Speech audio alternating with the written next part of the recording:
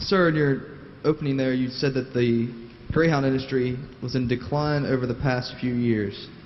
Do you have the numbers from 2015 and 2016 on the total handle that has been received? I do. Okay, and what was the total handle for the Greyhounds in 2015? Well, I have it by track. Okay, you just have it by track. Okay. Yep, taxable handle and at Wheeling was 18 million, which was down from 23 million in 2011. Okay, I'm concerning, you said the past few years. I want to focus on 15 and 16. So, are you familiar with the West Virginia annual report, the racing report, commission report? I've heard that there's something. You haven't looked at it? I have not. Okay, well, if those numbers said that in 2015 the Greyhound total handle was 104 million, do you have any way to dispute that? Well, I'm just reporting something that I received from the Racing Commission, and okay, then you probably have access to the annual report. It was 18. Wheeling in 2015 was 18.5 million. In 16, it was 18.2 million taxable handle. So when we talk about revenue derived at the state share, we're not just talking about Wheeling, we're talking about the Greyhound industry as a whole when it comes to total handle. Now, I asked you the question the other day, what the percentage was for the total handle that gets the state share. Do you know what that is for the Greyhound industry?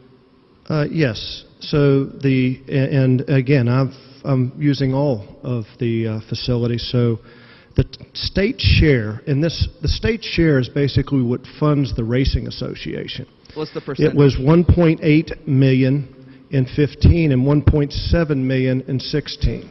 Okay, now, but what's the percentage that's taken? Is it 1% from the total handle? Well, if total handle, taxable handle was 68 million and we had 1.8, gentlemen can do the math, but that's under 1%. What's the total handle percentage take for the thoroughbred industry? Is it less than the Greyhound industry? So you wouldn't be able to say that the Greyhound industry is 1% and the thoroughbred industry is 0.23, and you have any way to dispute that? Well, if the gentleman knows his facts, I don't have those in front of me, so I'm sorry. Okay. Now, when we talk about the last few years, I know you're going back to 2011, but do you know what the total handle was in the Greyhound industry for 2016? The total handle, not just isolating tracks, the total handle for the year. I was quoting total taxable handle as reported by the Racing Commission. Okay. So, do you have the 2016 numbers? I do. Are they higher than the 2015 numbers? No, I think I just was going through a couple of those, and they're down from 15. You cited 2011. You cited the Spectrum study. Do you know what the total direct and indirect employment in West Virginia was cited by the Spectrum study related to the Greyhound industry? I do not, but I do have current numbers from the Racing Commission as of yesterday. I'm asking about the Spectrum study you just cited. I want to go off of that since you think it's so important. Okay. Do you have those numbers? Right in front of me, I do not. It's on page 47. Do you have the Spectrum study with you? Okay, so I don't have that. Okay, so if I told you that 1,733 people were directly and indirectly employed in the state of West Virginia by the Greyhound industry, would you be able to dispute that? Again, I don't have the same information right in front of me. I'm just reading from the Spectrum study. And based upon that total direct and indirect employment, the payroll numbers, do you know what the total was of the payroll numbers cited by the Spectrum study for those years? Annually. This is annually. This is per year. I don't, but I do have, as of yesterday, there are 880 permitted employees in the racing industry right now, the Greyhound racing industry. So if the Spectrum study on page 47 said that direct and indirect payroll totaled $31.2 million annually, would you have any way to dispute that? If it's in their report, I would not. And you mentioned the fiscal note. What was the number in the fiscal note you're claiming we're going to save with this? 15 million. And you'd agree with me that 31.2 million is twice the number, over twice the number than 15 million? I don't. You also talked about redirecting money for Greyhounds. Did you How did you come to that $1 million number? That came from the Senate, so Okay, so we adopted the Senate's bill. how many displaced Greyhounds will we have if we adopt this bill? Don't have that number. You don't know that number? Of the displaced, do we know what it costs per Greyhound once they're displaced to have them adopted? Do not have that number. So you don't know how this $1 million came about? Do not. Do you know the number of Greyhounds that have been adopted under the already regulations we have in place with the industry in the past year? No.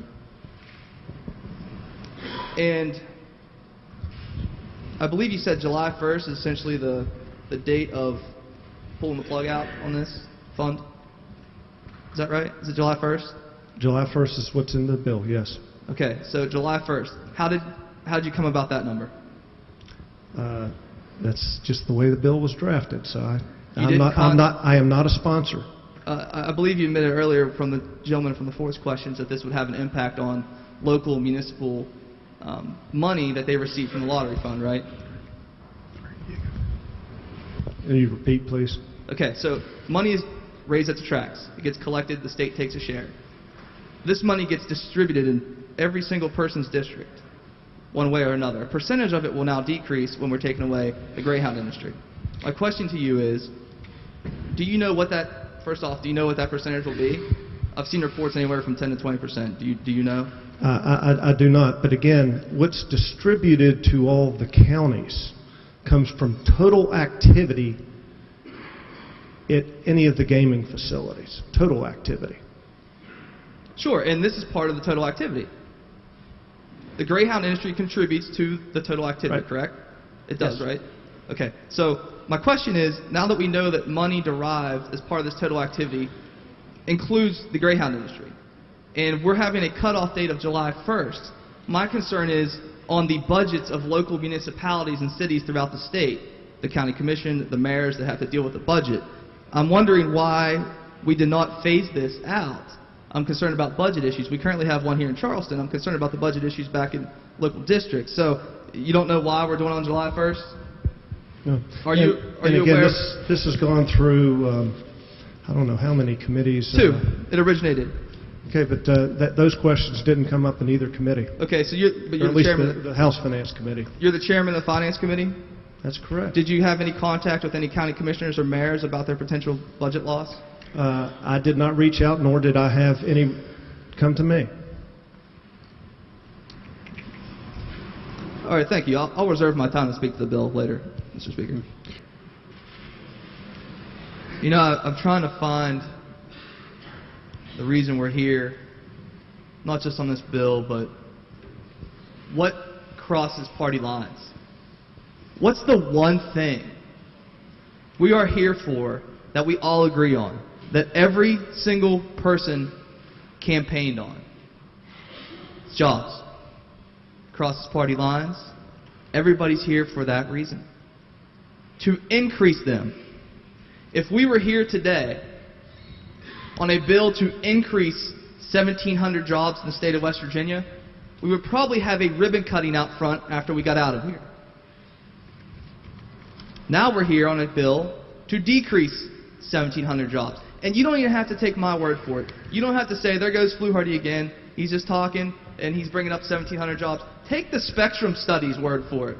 The study that we've been citing now for a week.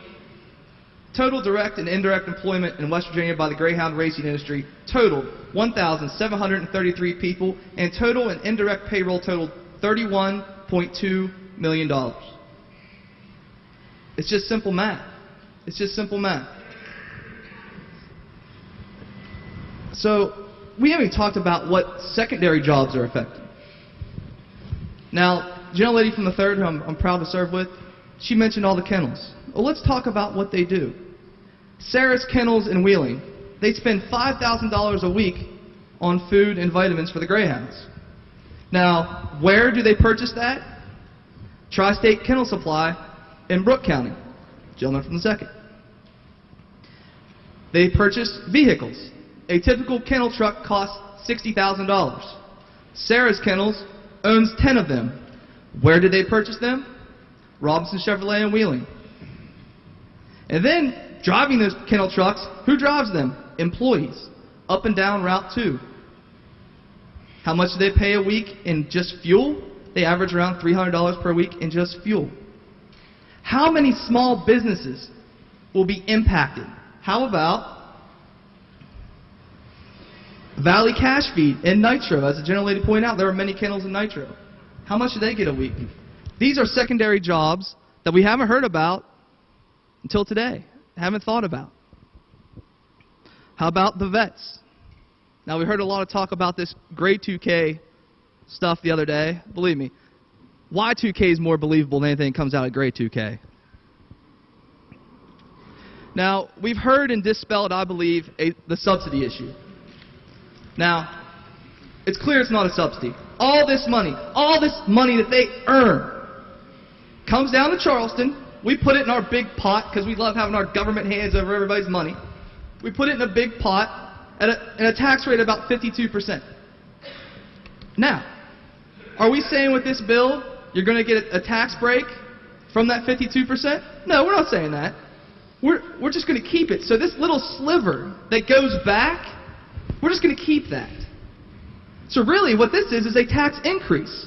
So say if we have 52% and a little sliver goes back and we get it back down to 48 or 49%, no. We're going to keep that and we're going to increase your taxes on an industry you already taxed at 52%. That is simply wrong. And as a good man from Marion pointed out earlier, we're going back on our word. How can we run out an industry, go back on our word? You know, where I come from, and I know where everybody else comes from, the handshake, the look in the eye, the smile, the agreement, that means something. It should mean something in West Virginia to every industry. How can we attract industries to our state, which we say on a regular basis, we got to bring in more companies, more people, more businesses. How can we attract them if we go back on our word? Open for business. How can we attract somebody when we won't even live up to the bargain or the benefit, when we won't even live up to the look in the eye and the handshake? And as you've heard, the local impact is not just my district. Every single district will be impacted. That money I just talked about that gets collected in the pot at 52%, it obviously includes Greyhound racing. Take those numbers, deduct between 10 and 20%, 20 on the high, 10 on the low. Deduct that, call your county commissioners, call your mayors, and let them know, if you vote yes on this bill, let them know you just impacted their budgets. Let them know you just took money from them. And it's going to start on July 1st. And I think that's a reminder that we're all in this together. We are all in this together. It's not just the Northern Panhandle, which relies largely on the Greyhound industry. It's not just the Eastern Panhandle when the agriculture industry. It's not just the southern coal fields and the coal mining industry. We're all together in this. What may be big in my area may not be big in yours. But we can't have out of sight, out of mind when it comes to the West Virginia legislature.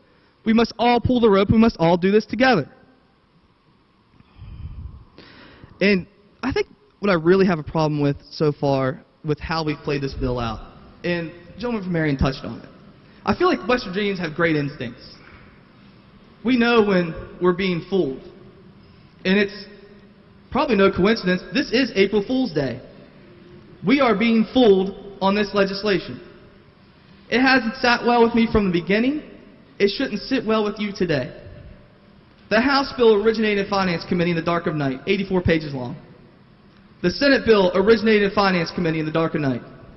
It wasn't properly vetted. I think it's clear, and I give credit to the Finance Chairman. He likes going back and forth with me, but it wasn't properly vetted. It just simply was not. It doesn't sit right to say that we're going to pass a bill eliminating 1,700 jobs and not fully vet it. It doesn't sit right when we're going to displace 7,000 dogs and just say, well, $1 million sounds like a good number. We'll just throw that out there and we'll take care of it later. It doesn't sit right when you tell me we're going to eliminate an entire industry in the state of West Virginia, and we're going to do so on July 1st. No phasing out, no proper vetting, nothing. Just a political bill for political purposes. And we have to really consider, Are we talking about line items? If we're just talking about line items, I believe the math is in our favor. When it comes to the payroll, the secondary impact, it's clearly more than the $13 million that is allegedly going to be saved. But we're not just talking about line items. We're talking about livelihoods. Livelihoods of over 1,700 West Virginians. You know, just yesterday I believe we spoke about the West Virginia floods and how it impacted our state. Well, I must share a story with you. When the floods hit, it didn't affect my area. I'm in the northern panhandle. It didn't affect me. But a week later, while everybody's in cleanup mode, I rented the largest U-Haul you could possibly get. I posted on Facebook. I said, "Hey, Wheeling, let's fill this up." Took a picture of it out front of my office. Took the day off, stood out front. Police officers, firefighters, whose pensions we will be impacting, residents, they all came to the U-Haul. You know who came and stood there all day long, spent thousands of dollars to help fill it? Greg and Louise Strong, the Strong family of Wheeling. They stood there, kennel owners, and helped me load it all day long. We had so much. At the end of the day, I drove down. I stopped in Clendenin. And I was told, "Your truck's too big, actually. You have so much. Why don't you move on?" Then we drove into Clay County. And I dropped all my goods off from gentlemen at Losmore Volunteer Fire Department. These people, they don't just, we've been sold the story that they're outsiders, they're out-of-towners, they're profiting off of our backs. That's just not true. They are residents. The Strong family moved here from Kansas. They were trainers. They built up their kennel from the ground level, husband and wife, from the ground level, built up their small business. Now they're one of the top breeders and kennel owners in the state of West Virginia. They raised 3 children, all of whom still reside in the state of West Virginia, and went to West Virginia colleges. Those are West Virginia families. Those are West Virginia values. That's what we should instill. That's what we should really say. That's how we should do things in West Virginia. Not cut it out. Not say, "You're not good enough." So at the end of the day, when you think about this disastrous bill and what it does to not just my area, but your area, think about how we're all in this together. Are we here to really say we want to cut jobs, cut families, cut small businesses? This isn't just a line item. It's the livelihoods of everybody up there who have been coming down here day after day after day because we've postponed this bill multiple times. And I don't know what the motives were, but we've done it. And we haven't done on any other bill down here. It's a no vote. Thank you, Mr. Speaker.